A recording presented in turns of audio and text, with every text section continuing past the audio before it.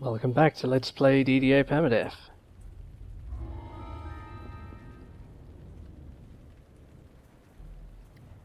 Alright, now into the Harbour solos here.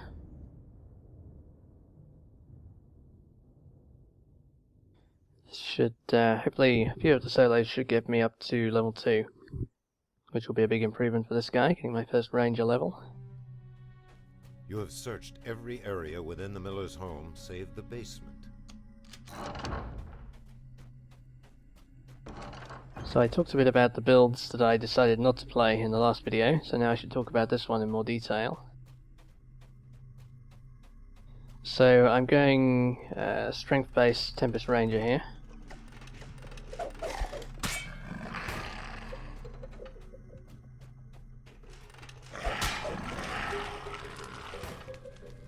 Which means meleeing through these early guys is pretty easy.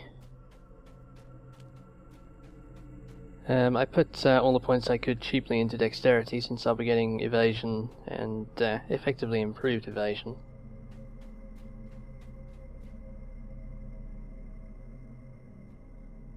So it's worth having a good reflex save. And I don't know where the trap box is in here. I think I won't dice with the traps.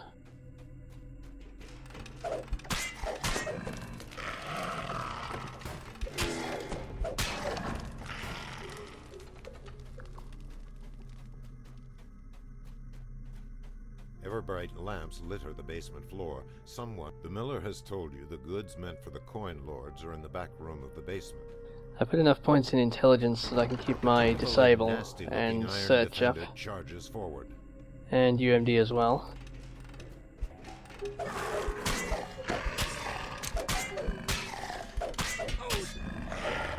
I have to say I do not often find UMD useful on any of my characters, although it might be because I never get them to high enough levels to use any of the good stuff. Apart from guys that play in groups, and those don't really need UMD since you're in a group.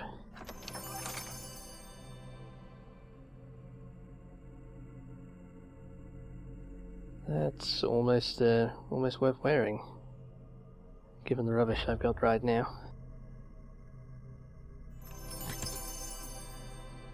You have acquired the miller's goods. Time to return them to Berrigan-Enge. Okay, so enough points in Dex to keep my reflex save high, and help my AC as well, of course. Took 18 points of con, since this is a dwarf, so there's really no reason not to.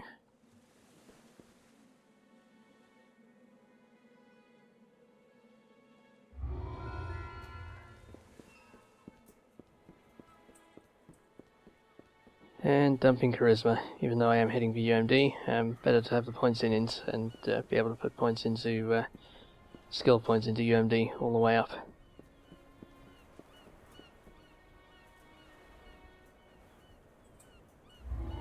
Alright, this will get me to level 2.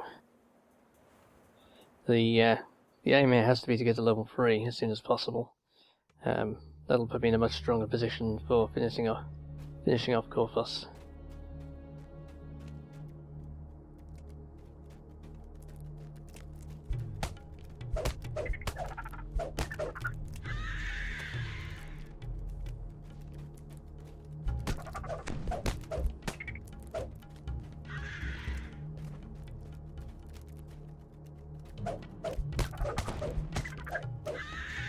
So the plan is to, I've taken Rogue as level 1 for skill points UMD trapping ability. I plan to take at least 18 levels of Ranger.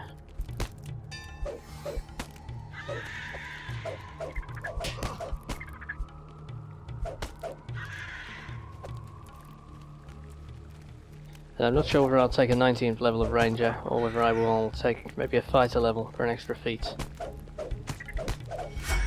Since I have reasonable intelligence on this guy, I am tempted to do something I've long wanted to do, which is take improved trip on this character. Combat expertise and improved trip. Since I bet that could be fun. The spiders no longer infest. That said, it will take me a while. I clearly have to get a +1 to home for the extra point of int before I can even take combat expertise.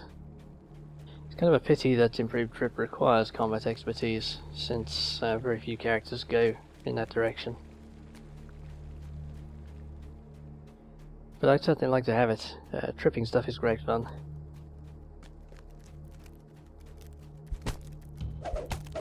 And one of the nice things about playing a ranger is you do have loads of feats to spare.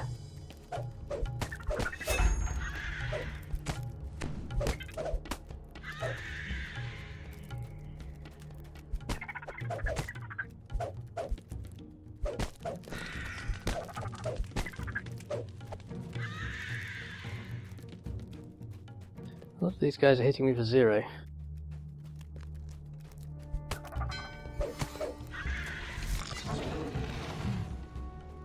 Oh, I do have damage reduction. Where am I getting that from?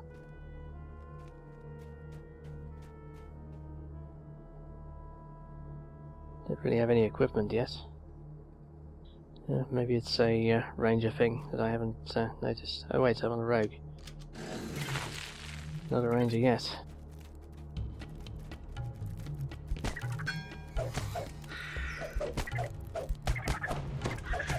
Do seem to hand out damage reduction like candy these days. You cleared the infestation of the Crypt's northern wing.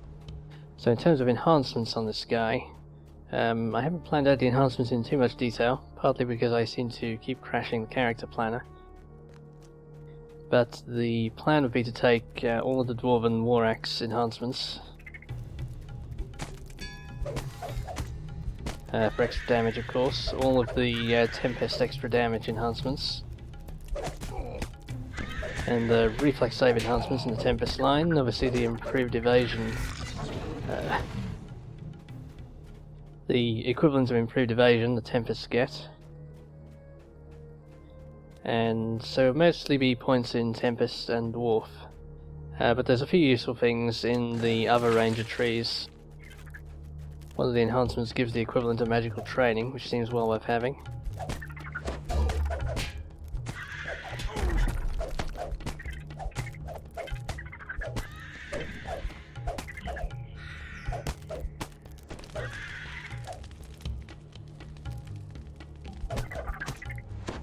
You cleared the infestation from the southern wing of the crypt. Yes, the extra spell points and magical training will be handy. Obviously, it's part of the reason for playing a ranger is that you have the self-healing and the ability to buff yourself with resists. And freedom of movement is nice to have too, but resists is really the most important buff in the game. Saves you so much damage. You hear a massive body moving about on 8 spindly legs. The spider's lifeless body. Alright, there we go. Your boots. Level 2. This guy is not really going to be great until he's got a decent number of ranger levels under his belt. I really want to get to the... we'll get to evasion, of course, as soon as I can, which will be level 10 on this guy, given I've taken the rogue level. And all of the 2-weapon fighting feats and enhancements will be a big deal for this guy, so I need to level up as fast as I can, really.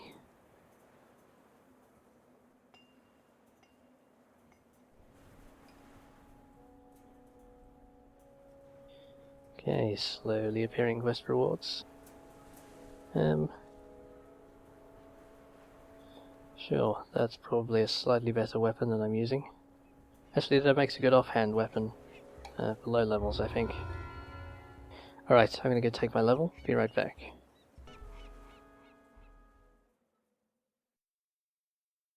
Alright, leveled up to level 2. So I'm now really a ranger. You see a snarling guard dog. The beast's ribs show through its skin, the result of mistreatment by its master. So far I've got Dwarven Toughness, Axe Training, and Shield of Whirling Steel, which I just took. So I've now got 2-weapon fighting. Should boost my damage output a bit.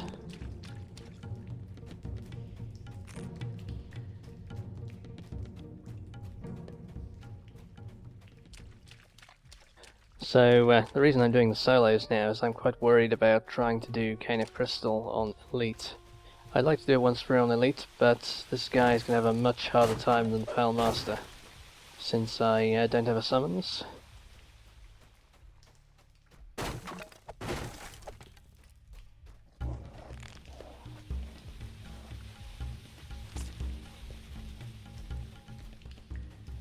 I always try and pull the dogs in groups here. Can be a little risky, but this guy has good balance. Or at least he does at these levels. So I'm going for skill points in, well, obviously the first rogue level I had skill points in basically every skill under the sun. Which was a handy starter that gave me some sneaking, some balance, good start on UMD, got some open lock. From level 2 and up, I'm going to be putting some points in UMD, maxing out my disable, maxing out maxing out search and concentration and disable will be my priorities. And I will try and have UMD maxed by the time I get to high levels, but I won't worry about it keeping up initially.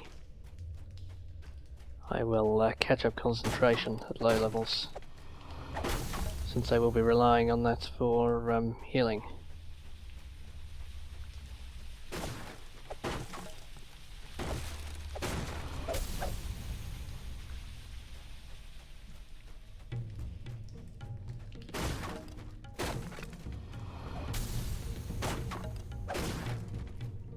Gotta be careful not to whack the dogs in here. Easily kill a dog by accident with a guy like this with lots of melee damage. Alright.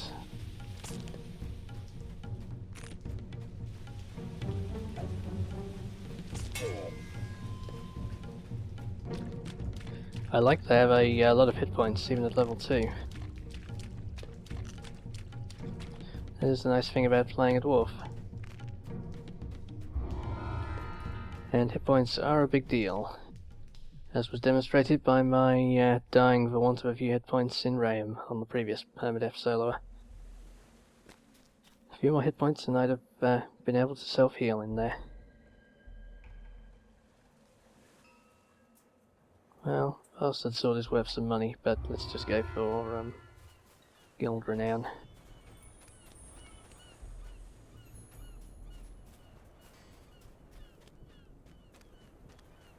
Right, may as well do the last soloer here.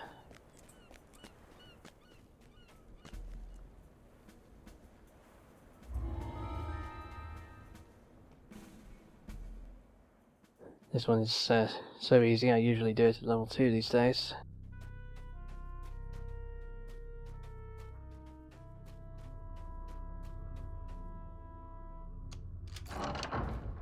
I used to not try too hard to get Corpus done on Elite on the first run through. But these days I usually do it Elite, so I want to level up.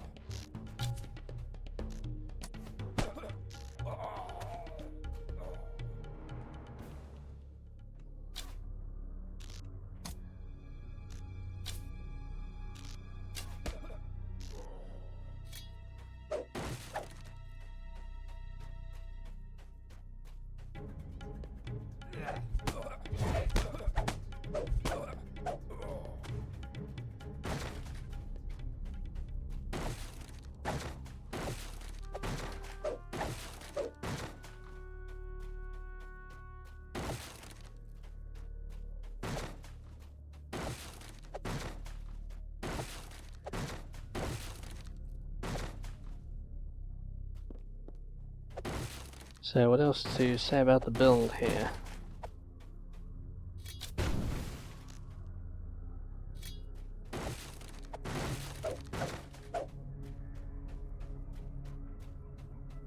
Well, I didn't put enough points in Wisdom to cast at low levels, so I will definitely need an item to cast there. Given I have a good reflex save as well, it's likely I'll want to be wearing a lot of items boosting my stats. I'll probably be wearing plus whiz, plus strength and plus dex items, and plus con as always. And that will take up a lot of item slots, so we will have to see how well that works out. That would have been the advantage of the dex build, fewer stats that you need to have points in. Well, one of several advantages of the dex build, Tempest, which I also considered.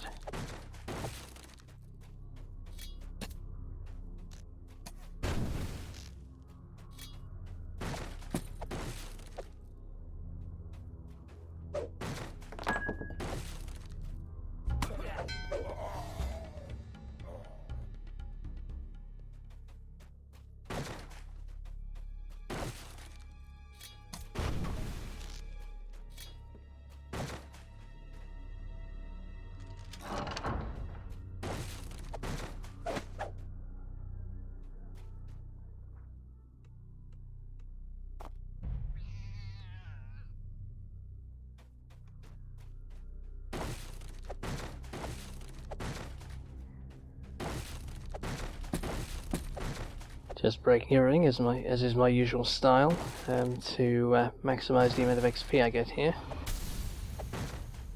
There come the bonuses. I want to get ahead of the level of the quest as soon as possible, since I'm trying to do stuff on hard and elite. I'll have a much easier time in the harbour once I get up to level 3 or 4.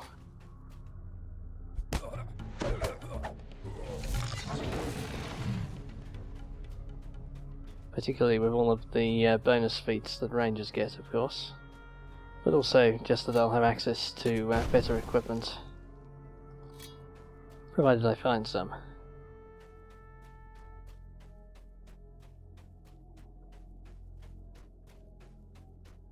So I plan, amongst other things, to put some points in the Deepwood Sniper, or Deepwood Stalker, I think it's called now, tree, purely to get some plus heal. There seem to be some enhancements there to give quite a big bonus to your heal skill. So I'm hoping I'll be able to get, if I get that combined with some equipment, hopefully I'll have decent positive spell power. Whoops. Since it's clearly going to be a big thing, how big my cure moderates get in the mid-levels, since that's my only castable healing. I'll have wands too, but those are never as effective as the spells.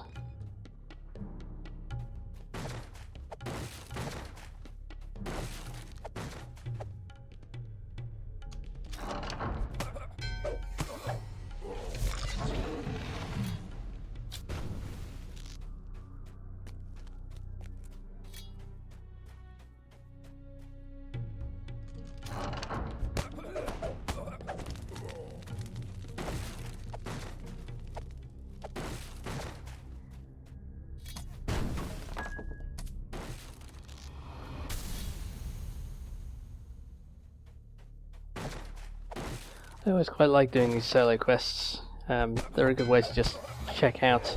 Even on my group characters, I usually play through them. Filter's goods are safe and secure once more. They're a good way to check out that the character works, do with the controls set up properly. And they're so easy that you can just walk through them, basically.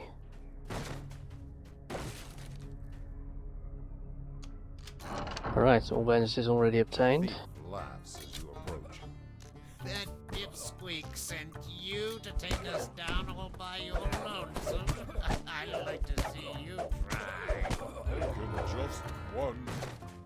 The Quickfoot boss gasps in disbelief as he falls to the ground.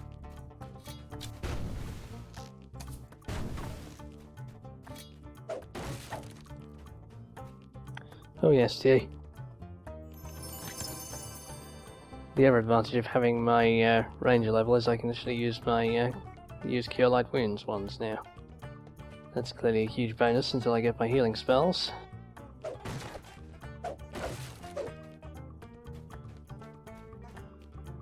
Alright, just checking I've got all the collectibles here. Been finding the collectibles actually quite useful these days for handing in for healing potions. I think that's quite a nice feature actually they've added to the game. It's a pity they've trashed all the hand-ins for any non-healing stuff, but having the healing potions is useful.